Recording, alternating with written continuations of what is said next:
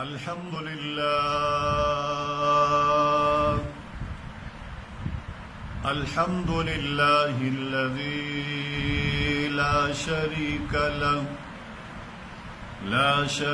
له في الذات والصفات والصلاة والسلام على من أرسل بالبراهين والبينات وعلى آله وأصحابه وأهل بيته الطيبين الطاهرات. أما بعد فقد قال رسول الله صلى الله تعالى عليه وسلم: قمت على باب الجنة فكان عامة من دخلها المساكين وأصحاب الجد محبوسون غير أن أصحاب النار قد أمر بهم إلى النار. وقمت على باب النار فإذا عامة من دخلها النساء أو كما قال رسول الله صلى الله عليه وسلم. زما ډیر محترمو ورونو، دنیا کی ناداری او مسکینی او غریبی دا د آخرت سرمایداری او مالداری ده. دنیا کی جسوف سمر غریب و مسکینی لیکن ایمانداری عمل صالح ہوئی، آخرت کے بدلے سرداری اور آخرت کے بدلے بڑے لوی مقام و مرتبہ والی. نبی کریم صلی اللہ علیہ وسلم فرمائی: قمت على باب الجنة فإذا عامة من دخلها المساكين. نبی کریم صلی اللہ علیہ وسلم فرمائی: زد جنت پا دروازہ باندی ولاړم، سگورم چی پا جنت کی اکثر داخلی دن کی مسکنان دی، غریبانان فقیران خلق جنت تزیاد داخلی گی. واصحاب الجد محبوسون غیر ان اصحاب النار قد امر بهم الى النار. او ہر چی مالدار خلق دی، سرمایہ دار خلق دی، اگر پہ حساب کتاب کے وہ میدان محشر کی گیر دی، داوی سر حساب کتاب کی گی. او مسکینان غریبانان فقیران خلق جنت تداخلی گی. اکثر ہر چی کافران دی، مشرکین دی، ناوی دا پار دا دوزخ پیسل کیا، وی دوزخ اور تروان دی. وقمت على باب النار فإذا عامة من دخلها النساء. و نبی کریم صلی اللہ علیہ وسلم فرمائی: بیازد دوزخ پا دروازہ باندی ولاړم، سگورم چی پاگی کے اکثر داخلی دن کے زنانوی، یعنی زنانا دوزخ تڑیرت لید. پیوبل روایت کی نبی کریم صلی اللہ علیہ وسلم زنانو تا خطاب فرمایا، بیانیوں کو بیاو تا فرمائی چه اید زنانو جماعت ما تاسو پا دوزخ کی ڈیری لیدلی، دوزخ کی می ڈیری لیدلی. من زنانا پاسی دوئی دا اللہ رسولہ پسو جمون پا دوزخ کی ڈیریو. نبی کریم صلی اللہ علیہ وسلم تا فرمائی: تاسو نا شکری کوئی، تاسو نا شکری کوئی، د خپلو خاوندانو ناشکري کوئ. که خاوند تاسو کې د یوې تنې سره ټول عمر خیر ښېګړه وکړي او د ټول عمر ستا خدمت وکړي، خو لیکن یو ورځ په څه خبره باندې ستا طبیعت خراب شي، دا په تا باندې درنه ولګي، یو خبره دې د خاوند خوښه نه شي، نو ته څه وایې: ما رأیت منک خیر قط. ای سړیه ستا په کور کې خو ما چېرته ښه ورځ نه ده لیدلې.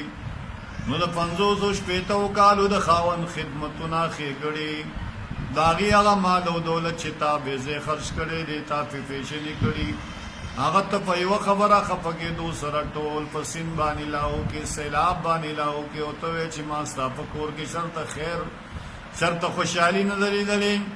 نو داستا ناشکری داستا ناشکری چې خاوندانو نا قدر کوي داغه نا فرمانی کوي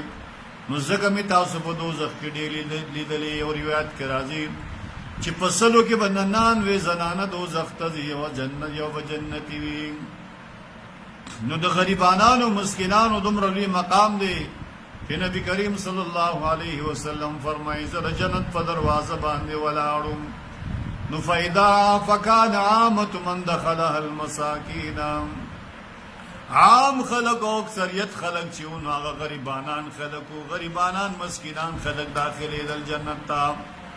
او په یو بل روایت کې نبی کریم صلی الله علیه وسلم فرمایي يدخل الفقراء الجنه قبل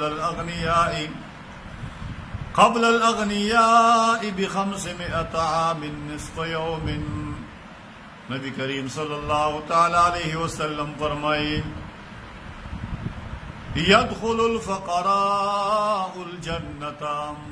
فقیران مسکینان غریبانان خلق نادار خلق بجنت تداخلی گی قبل الاغنیاء د مالدار نمخ کی ب500 عام 500 کال مخ کی نصف یوم یعنی د قیامت ورځ زر کال دانو نیم ورځ بدا غریبانان مسکینان خلق جنت تا د مالدارو نیم ورځ مخ کې داخليږي او هغه نیم ورځ به د 500 کال برابر نو دنیا کې موږ تاسو غریبۍ ته خفقېږو چې رب همانی غریبی د الله د طرف نراشي مسکینی راشي محتاج راشي نو پدې باندې موږ خفیو چې موږ ولی غریبانان لیکن د دنیا غریب مفورز د قیامت سرمایدار او بادشاہ به پاغه سخت ورځ باندې چې حساب کتاب نه مخ کې فراغت وشي او جنت ته داخل شي نو قیامت کې چې دنیا کې له څوک د سلور لکو سرمایدارو د قیامت پر ورځ برمان کې چې کازما سره په دنیا کې 2 لک روپۍ وي او د 2 لک والا وای چې کازما سره 1 لک روپۍ وي چې نن حساب زر شوی وي او د 1 لک والا وای چې کازما سره یو پیسې نه وي چې نن به حساب کتاب می زر ختم شوی او جنت ته تللی وي نو داسې سخت ورځ ده پاغه ورځ به د غریبانانو مسلمانانو غریبانانو فقیرانو داوی به یو شان او مقام نو ځکه نبی کریم صلی الله علیه وسلم فرمایي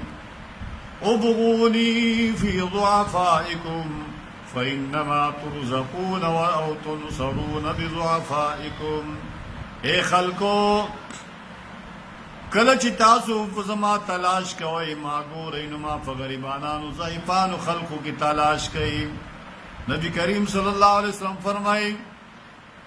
تاسو زما تلاش په ورځ د قیامت په غریبانانو په ټولګي کې بزېما د غریبانانو مسکینانو په ټولګي کې بزېم د هغوی په جماعت کې بزېما ځکه نبی کریم صلی الله علیه وسلم دعا فرمایلې وه اللهم احيني مسكينا وامتني مسكينا واحشرني في زمرة المساكين یا الله مال ژوند مسکنت د غریبۍ راکې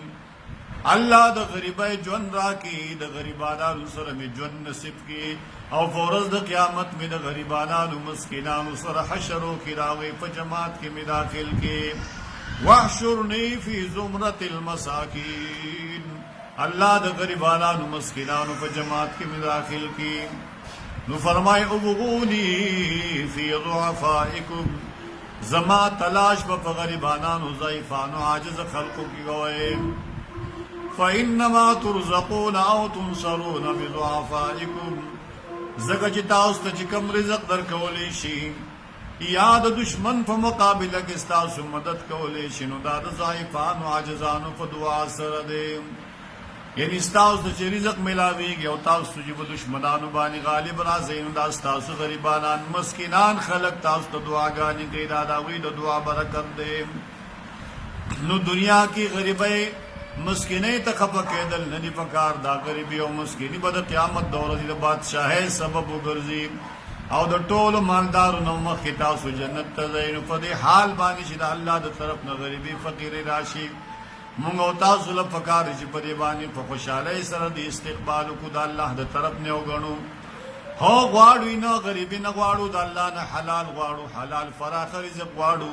ولیکن چې کله تنگدستی راشي نو دا د الله تر طرف نه امتحان وي الله جل شانه دې موږ تاسو لا په خپل حال باندې د صبر کولو توفیق را